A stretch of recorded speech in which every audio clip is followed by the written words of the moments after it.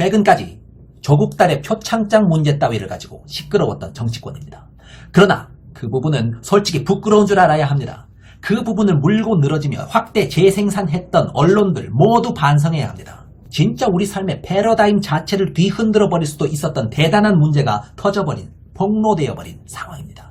공무원 딸의 표창장 문제보다 수천 수만 배 무거운 사안이 터졌는데 언론들은 안일히 대처할 수 있습니까? 제 아무리 관대한 관점으로 봐주고 싶더라도 결코 소요적인 민중에 대한 적당한 대처 계획으로 볼 수 없는 계획을 들고 나와서 최악의 상황에 대비한 컨틴전시 플랜이었다면서 정당화시키고 있는 저 뻔뻔함에 대해서 정당한 법의 처벌을 가해야 한다는 목소리는 어디에 갔습니까? 좌우의 한쪽 편을 언론에게 들어달라는 게 아닙니다. 적어도 이 문제를 다뤄달라는 것입니다. 지난 조국 전국 때 했던 그 광풍과 비슷한 정도로 다뤄달라는 것입니다. 그들이 이 문건을 늘상 있는 컨틴전시 플랜에 불과하다고 변명을 해야 된다면 그 목소리도 비중 있게 실어주시고, 그게 말도 안 된다고 주장하는 목소리도 비중 있게 실어주셔서 이 문제가 충분히 그 무게에 맞게 소비될 수 있도록 언론 환경을, 우리 여론의 환경을 조성해 주시라는 겁니다. 안녕하십니까. 토론배틀TV의 자유영혼 논객 인사드립니다. 군 기무사에서 작성한 계엄령 문건이 작년에 공개된 이후 최근에 추가 문건이 공개되었습니다. 사실 이미 작년에 공개되었던 시점과 함께 관련자들의 엄중한 문책과 책임 있는 사람들의 사법 처리가 제대로 이루어졌어야 할 사안인데 결코 이루어지지 못했었습니다. 광화문 대학살, 그리고 제3의 군사정변으로까지 이어질 수 있었던 극악무도한 계획이 밝혀진 상황에서 사실상 아무런 문책이나 책임자 처벌이 이루어지지 않고 1년간의 시간이 지나버렸습니다. 일단 군에서 공식적으로 내세우는 이에 대한 해명은 그 당시의 문건은 늘상 군 정보기관이 작성하는 일종의 컨틴전시 플랜이었다는 것입니다. 일단 컨틴전시 플랜이 무엇이냐 하면 예측하기 힘든 불확실한 미래에 대응하기 위하여 세우는 장기적인 계획, 바로 그것이 컨틴전시 플랜의 사전적인 정의입니다. 즉, 군의 입장을 옹호하시는 분들의 요지는 군은 생길 수 있는 최악의 사태에 대비하여 구체적인 플랜을 일단 갖추고 있어야 한다. 실현될 가능성이 제 아무리 낮다 하더라도 최대한 구체적인 플랜을 갖추고 있어야 한다. 따라서 계엄령 문건도 컨틴전시 플랜으로서 정당하다 인데요. 얼핏 들으면 그럴싸한 변명이 되지요. 그런데 저는 설사 그게 최악의 상황을 가정하여 짜맞춰보려고 노력해보더라도 도저히 악의가 맞지 않는 계획이기에 결코 통상적인 컨틴전시 플랜으로 볼 수는 없다. 다른 꿍꿍이가 있는 불순한 계획이다 라고 생각합니다.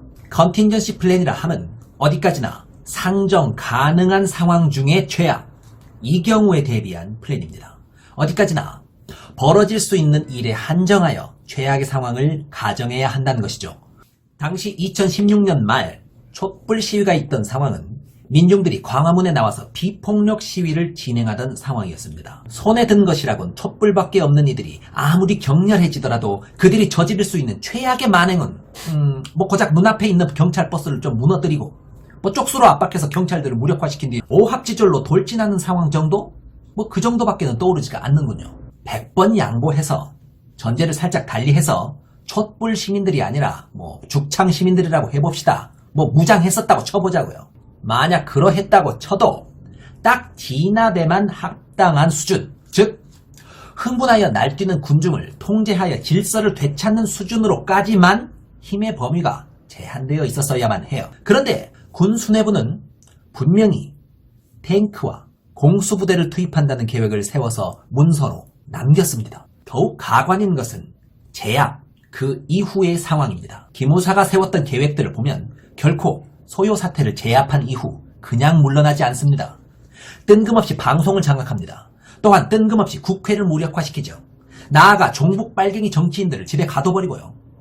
정말로 군이 대중의 소요 사태가 심각화될 것에 대해서만 컨틴전시 플랜을 짠 거라면 그 모든 것들이 해결된 이후에는 물러나는 계획을 문서 속에 담고 있었어야죠. 왜 뜬금없이 방송을 장악하고 국회를 무력화시킬 계획을 세웁니까? 진보 정치인을 잡아가두는 계획이 왜 이 맥락에 컨틴전시 플랜으로서 등장해야 하는 것입니까? 이에 대한 군의 변명은 다음과 같습니다. 첫 번째 변명입니다.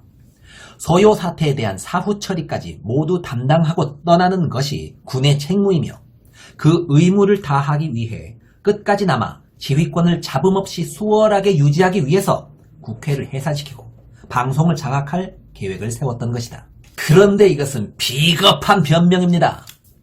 굳이 국회를 무력화시키지 않아도, 즉 사후 처리에 대해서는 국회나 다른 여러 정상적인 사법 절차에 맡겨두어도 충분한 진상규명이 이루어지고 책임있는 자들의 처벌이 공정하게 잘 이루어질 수 있습니다. 당연히 평화시위를 폭력시위화 시켜버렸던 책임자에 대한 엄벌, 무기를 공급했던 자들, 선동하여 건물을 부수고 경찰을 살해했던 자들, 그런 극렬주의자들이 있다고 치면 굳이 군이 나서서 국회를 무력화시켜가면서 나서지 않더라도 정상적인 사법 절차에 따라 공정한 수사를 받고 알아서 제대로 처벌을 받을 수 있습니다. 따라서 말도 안 되는 변명이죠. 군의 두 번째 변명입니다. 이런 소요 사태가 있은 이후 군이 나서서 전권을 휘어잡지 않으면 북한이 남한에 침입해올 수 있다. 우리들끼리 큰 소요 사태가 일어나면 북한이 그걸 기회로 삼아서 남한으로 쳐들어오려 할 것이다. 정말로 이것은 현실 인식 수준이 50년대에 머물러 있을 때라야만이 가능한 헛소리입니다. 한때 그런 식의 설명이 들어맞았던 그런 시절도 있었습니다. 우리나라에서 혼란이 일어난 경우 우리나라 내부에 있는 진성 좌파 세력들의 일부가 그것을 부추겨서 사회주의 혁명의 불씨를 틔우고 내부에 대한 불만을 북한에 대한 선호로 둔갑시키려 한다는 프레임, 과거 50년대에는 분명 실제로 존재하기도 했습니다. 그건 당연히 그랬을 법도 한 게, 분단되기 이전까지만 해도 사회주의를 추종하는 시민들, 그리고 자본주의를 추종하는 시민들이 이 땅에 섞여서 살았습니다. 남한, 북한 동시에 그랬어요. 따라서 한반도의 남쪽이나 북쪽이나 사회주의를 선호하는 분들은 자본주의를 선호하는 분들과 섞여서 사상적 자유를 누리며 공존하고 있었어요. 그런데 어느 날 갑자기 남과 북이 각각의 나라를 선포해버리고 북한에서 자본주의를 선호하면 죽을 죄, 남한에서 사회주의를 선호하면 죽을 죄 라면서 사상의 기준을 마음대로 재단해버린 것입니다. 당연히 문제가 생기죠. 갑자기 이승만이 남한은 자본주의 국가다 라고 선언했다고 해서 국민 개개인의 생각이 하루아침에 자기 입맛대로 뿅 하고 바뀌지가 않죠. 그저 그 많던 남한 내 사회주의 선호 세력들은 조용히 입 닫고 지냈을 것입니다. 그냥 살아남기 위해서, 죽기 싫어서, 불만은 크지만 말없이 살아갈 수밖에 없었겠죠. 그게 건국 직후 40년대 말 50년대 초의 상황입니다. 따라서 이런 경우라면 사상과 무관하게라도 뭔가 큰 소요가 일어난다면 사회주의를 속으로 좋아하는 입장에 있던 민중들이 그들의 풀이 넓고 광범위하다 보니까 북한이 살짝만 부추겨주면 남한 내의 소요 사태가 사회주의 혁명으로 변질될 수 있겠다라고 가정해보는 게 일리가 있을 수도 있었겠죠.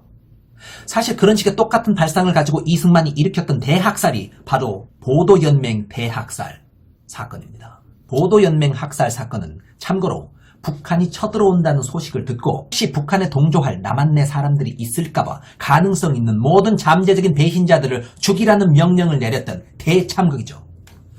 북한이 미처 다 쳐들어오기도 전에 남한의 국군이 자국민 수십만 명을 구덩이에 파묻고 총을 쏴서 죽여버렸습니다. 참 대단한 이승만이죠.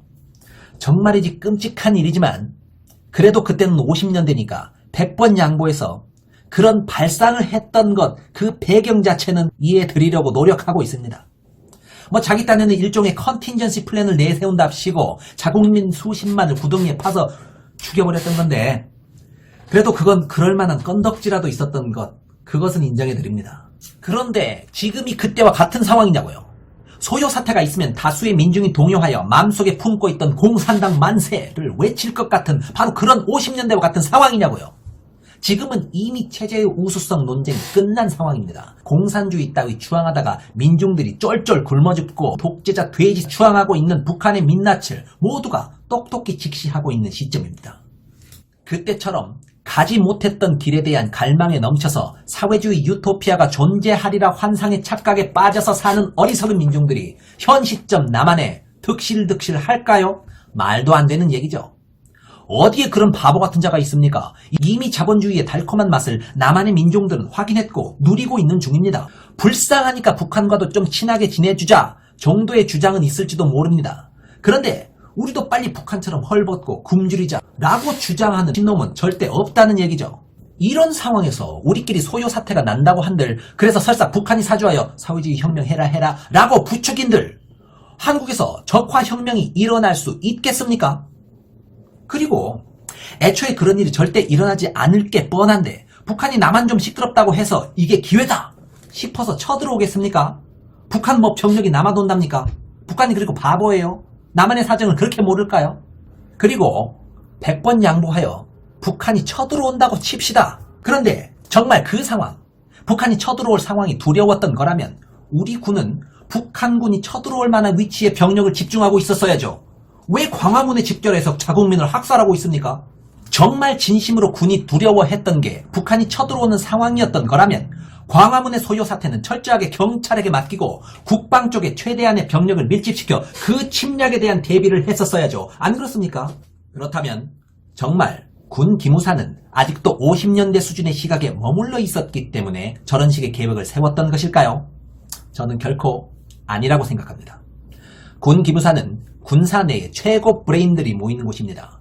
그리고 정보 자체를 다루는 곳이기 때문에 일반적인 우리보다 세계적인 조류나 최신의 문물들을 훨씬 더 빠르고 쉽게 접하는 입장입니다. 그런 그들이 설마 현 시점 한국의 민중 수준이 50년대와 같다고 판단했을 리는 없겠죠? 그렇다면 걔네들은 대체 왜 그랬을까? 기무사는 분명 기존의 유사 상황에서 과거에 엄청난 이득을 얻었던 기억이 남아있기 때문입니다. 우연히도 군사정변으로 정권을 잡았던 박정희, 전두환 두 분이 모두 군정보부 소속의 군인들이셨습니다.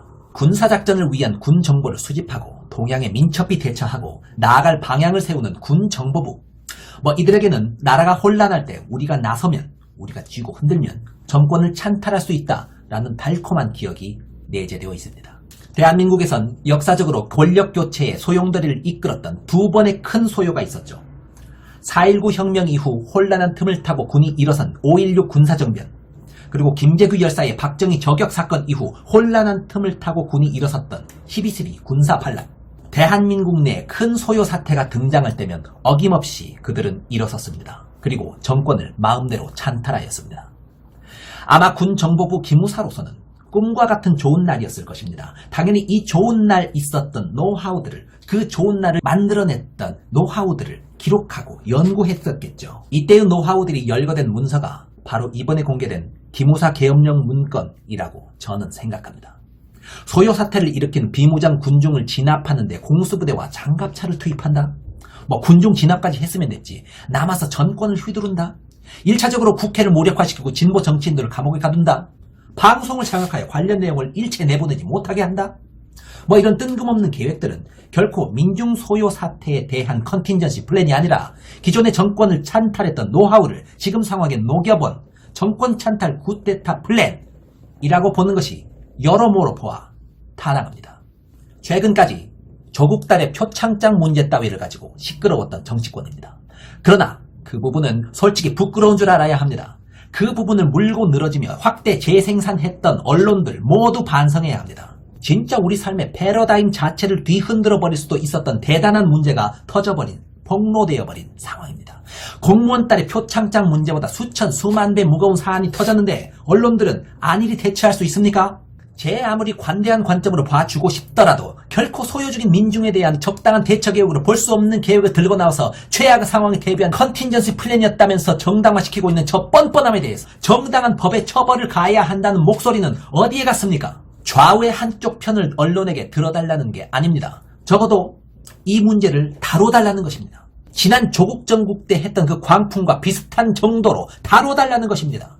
그들이 이 문건을 늘상 있는 컨틴전시 플랜에 불과하다고 변명을 해야 된다면 그 목소리도 비중 있게 실어주시고, 그게 말도 안 된다고 주장하는 목소리도 비중 있게 실어주셔서 이 문제가 충분히 그 무게에 맞게 소비될 수 있도록 언론 환경을, 우리 여론의 환경을 조성해 주시라는 겁니다. 좋습니다.